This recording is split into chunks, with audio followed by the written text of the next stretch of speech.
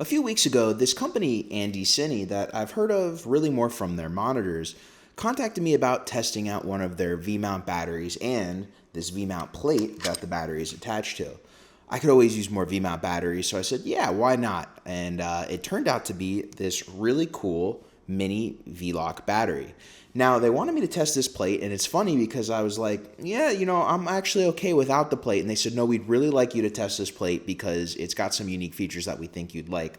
So I said, okay, sure, why not? And I got the plate as well. And I'm really happy I did because this plate had some very unexpected capabilities, and also this V-mount battery offers some unexpected capabilities that for the price and the size of this whole combo, it is just an outstanding deal. And I'm not just saying that because they sent it out to me. Also, just to let you guys know, they did not see this review before it got sent out. They have no input in today's review, so they're not paying me to say anything. I do happen to really like this combo though, and after this, I'll let you know why.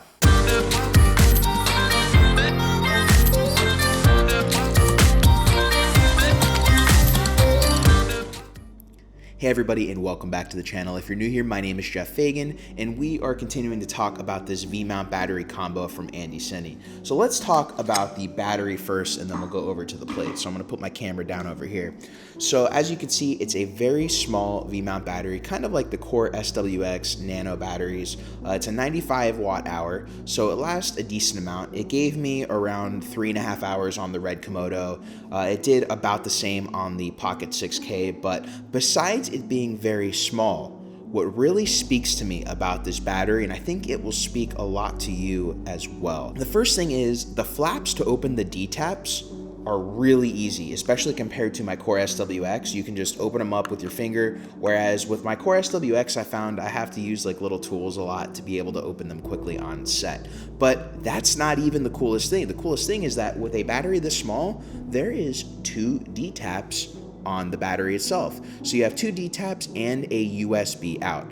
Both of these DTAPs are input and output, so you can charge the battery directly from a DTAP charger, in addition to doing it the normal way like a fast charger that you'd put in right here.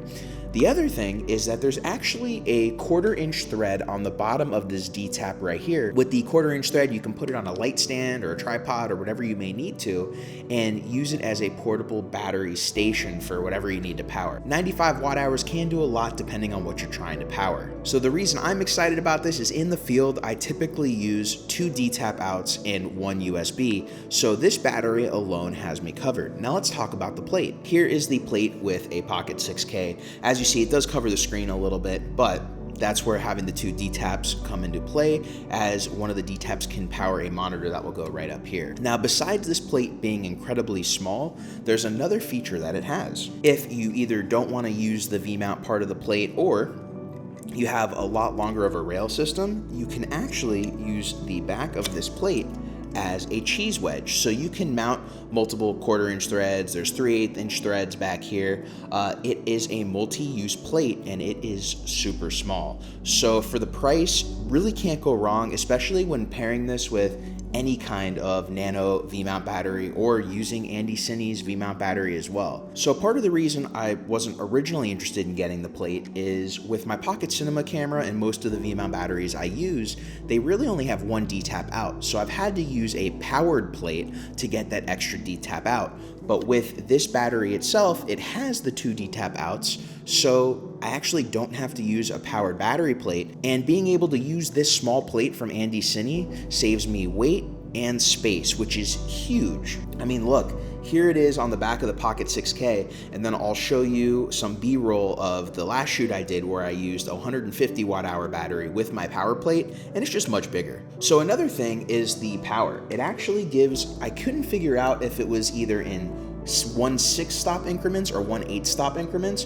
but it is more than 1 4-stop increments, which means you have a little bit more accurate battery levels on this V-mount battery, which is great because when you're only able to monitor via these little bars here, having more notches on there actually gives us a little bit more of an idea of time, especially once you use this battery a few times and put some accessories on it. You'll get a more realistic feel on how long you're gonna get this battery to last you. Now, if I had to say one negative about this battery, it really pertains more to red Komodo users.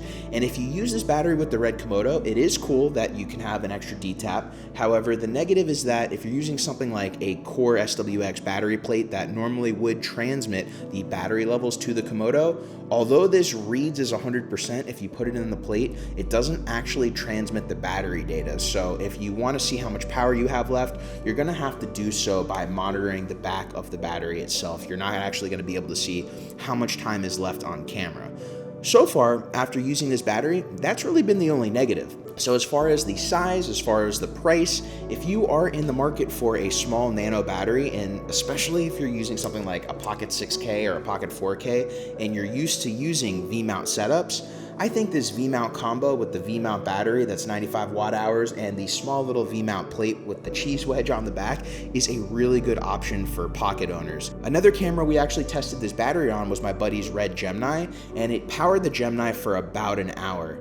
We actually didn't use any of the DTAPs on it. We just wanted to see how well it worked because obviously it being a small micro battery kept the Gemini a little bit smaller as far as its overall profile than using a proper, big 150 watt hour or bigger battery on that camera. So it was great to use it on the Gemini and just see how it worked because we were walking the streets of Fort Lauderdale with both my Komodo and his Gemini, and it was a little bit easier on him to bring the smaller battery. Not a crazy amount, but enough to make a little bit of a difference. So that's going to be it for today's video. If you have any questions about this V-mount battery or battery plate from ANDYCINE, please ask in the comments below. And as always, if you got knowledge out of today's video, please hit that like, subscribe, and notification bell to keep up to date with the latest videos on the channel.